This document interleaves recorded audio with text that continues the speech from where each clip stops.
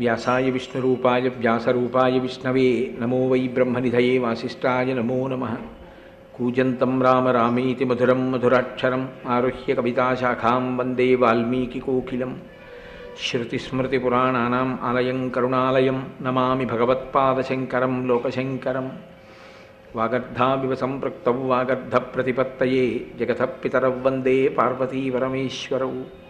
సూక్తిం సమగ్రయతున స్వయమీవ లక్ష్మీ శ్రీరంగరాజమహిషీమధురైః కటాక్షైః వైదగ్ధ్యవర్ణగుణగుంభనగౌరవైర్యాం కండూలకర్ణకుహరాः కవయోధయంతి. హైమోర్ధ్వపుండ్రవజహన్మకుటం సునాసం మందస్మితం మకరకుండలచారుగండం బింబాధరం బహుళదీర్ఘకృపాకటాక్షం శ్రీవేంకటేశముఖమాత్మనిసన్నిధత్తాం. నారాయణం నమస్కృత్య నరం చైవ నరోత్తమం దేవీం సరస్వతీం వ్యాసం తతో జయముదీరయేత్. హరి ఓ. ధర్మరాజు గారు ఎప్పుడూ పెద్దరికమే. తమ్ముళ్ళు ఆయనని అడిగి ఏ పనైనా చేస్తారు. కాబట్టి మనం ఏ దేశంలో ఉంటే బాగుంటుంది, మొట్టమొదట అజ్ఞాతవాస ప్రారంభము అనేసరికి అసలు ఏ దేశంలో ఉండాలి అన్నది ఒక ప్రధానమైన సమస్య. ఎందుకని ఆ సమస్య వస్తుంది అంటే, ఎక్కడ పడితే అక్కడ ఉండడానికి వీలు కుదరదు. అపారమైనటువంటి క్షాత్రం ఉన్నవారు అధర్మమును సహించలేరు. మీరు గమనించండి, ఎక్కడో అక్కడ ఉండొచ్చు, దానికే ఉందని చెప్పి ఉన్నారనుకోండి, ఒక ప్రధానమైనటువంటి అధర్మం జరుగుతూ ఆ రాజ్యము సంక్షోభంలో ఉండి అక్కడ జరగరాని అకృత్యములు జరుగుతూ ఉంటే ధర్మమును రక్షించడానికి కంకణం కట్టుకుని ఉన్నటువంటి వారు, గొప్ప క్షాత్రము కలిగినటువంటి వారు, విశేషమైనటువంటి తేజస్సు ఉన్నవారు, ఇంతటి అస్త్రవిద్యా సంపన్నులైనటువంటి పాండవులు చూస్తూ ఊరుకోవడం కష్టం.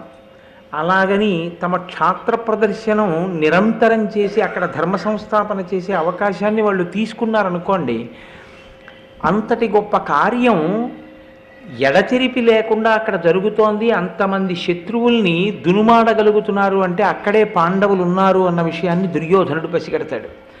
అజ్ఞాతవాసం రహస్యంగా జరగడం అన్నది పాండవులకు ఎంత ప్రధానమో అంత తొందరగా పాండవుల్ని ఏడాది లోపల సాధ్యమైనంత తొందరగా గుర్తుపట్టేటటువంటి ప్రక్రియలో నిమగ్నం అవడం దుర్యోధనుడికి కూడా అంత అవసరం. అటువైపు దుర్యోధనుడు ఒక్కడే కాదు, దుర్యోధనుడి పక్కన దుష్టచతుష్టయం దుర్యోధనుడు, దుశ్శాసనుడు, కర్ణుడు, శకుని నలుగురు ఉన్నారు. నలుగురి ఆలోచనలు నిరంతరము అజ్ఞాతవాస భంగము కొరకే ప్రయత్నిస్తారు. ఎందుకని అంటే యుద్ధభూమిలో పాండవులకు ఎదురు నిలబడి పోరాడలేమన్న విషయం వాళ్ళకి స్పష్టంగా తెలుసు. అయినా కర్ణుడు తన జీవితంలో ఒక ప్రధానమైన తప్పిదం ఒకటి చేశాడు. తాను అర్జునుణ్ణి ఎదుర్కోవడానికి కావలసినటువంటి విలువిద్యా నైపుణ్యం ఉన్నవాడను కాను అన్న విషయాన్ని దుర్యోధనుడి దగ్గర దాచిపెట్టాడు. ఆయనకి చెప్పలేదు కర్ణుడు. ఎందుకంటే పరశురాముడి శాపం ఉంది, నీకు నేను ఇచ్చిన బ్రహ్మాస్త్రం పనిచేయదు అని. ఆయన అలా చెప్పలేదు. దుర్యోధనుడితో నేను సమవుజ్జీని కాను, అర్జునుణ్ణి ఎదిరి నిలబడలేనన్న మాట చెప్పలేదు. విరాట పర్వం చివరిలోనే అర్జునుడు ఎదురుగుండా వస్తే కర్ణుడు పారిపోయాడు ఒక సందర్భంలో. అయినా దుర్యోధనుణ్ణి ఎప్పటికప్పుడు రెచ్చగొట్టాడు. అర్జునుడిని ఎదిరించడానికి నేను చాలు, నీకేం భయం లేదు, యుద్ధానికి వెడదామని.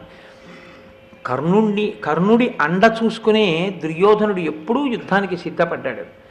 కాబట్టి దుర్యోధనుడిదే వక్రబుద్ధి అంటే దాన్ని మరింత బాగా రగులుకునేటట్టుగా చేయడానికి పక్కన మిగిలిన వారు ఉన్నారు. కాబట్టి ఇప్పుడు తాము ఉండవలసినటువంటి దేశం అన్ని విధాలా భద్రంగా ఉండేటటువంటిదై ఉండాలి. తాము ఒక రూపాన్ని తీసుకుని అక్కడికి వెళ్ళిన తరువాత తమ క్షాత్ర ప్రదర్శన చెయ్యవలసిన అవసరం కానీ, తమ యొక్క నిజస్వరూపాలు బయటపడడానికి అవకాశం ఇచ్చేటటువంటి సందర్భము జరగడానికి అవకాశం ఉన్న ప్రదేశం కానీ కానిదై ఉండాలి. ధర్మరాజు గారు అమాయకుడేం కాడు. ఆయన గొప్ప రాజనీతి విశారదుడు, సమస్త శాస్త్ర పారంగతుడు, అపారమైన దూరదృష్టి కలిగినటువంటి వాడు.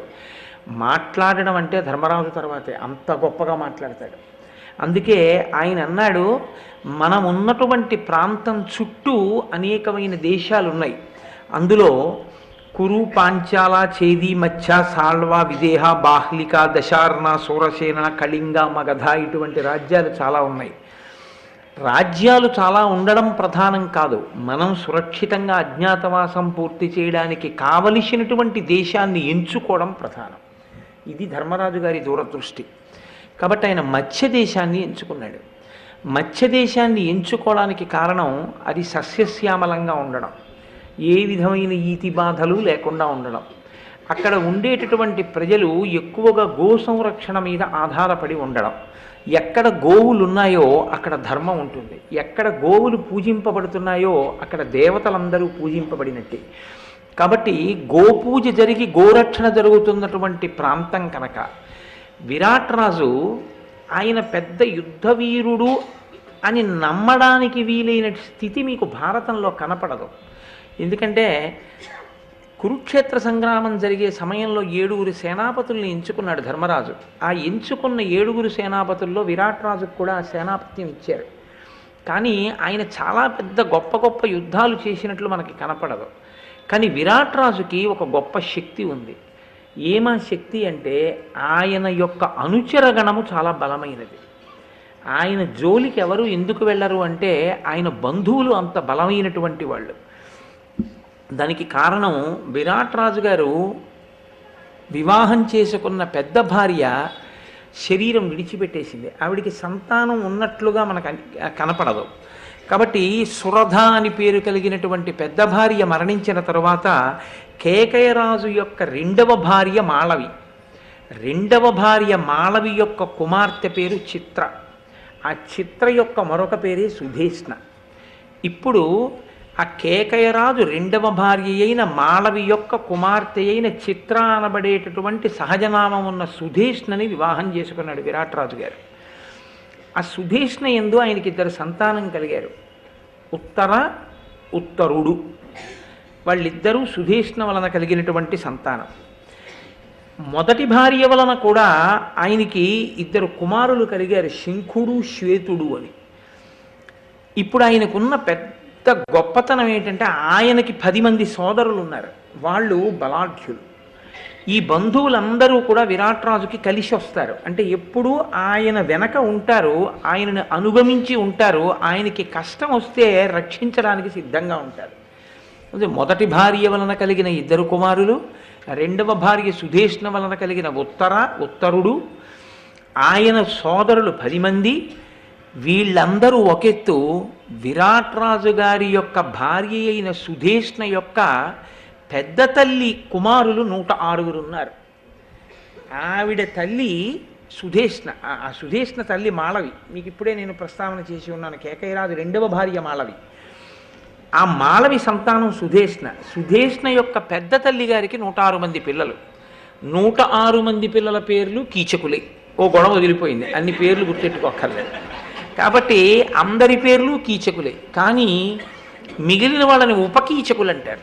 ఒక్కడిని మాత్రమే కీచక శబ్దంతో బాగా పిలుస్తూ ఉంటారు. పెద్దవాడు కీచకుడు, మిగిలిన వాళ్ళందరూ ఉపకీచకులు. 105 మంది ఉపకీచకులు, ఒకడు కీచకుడు.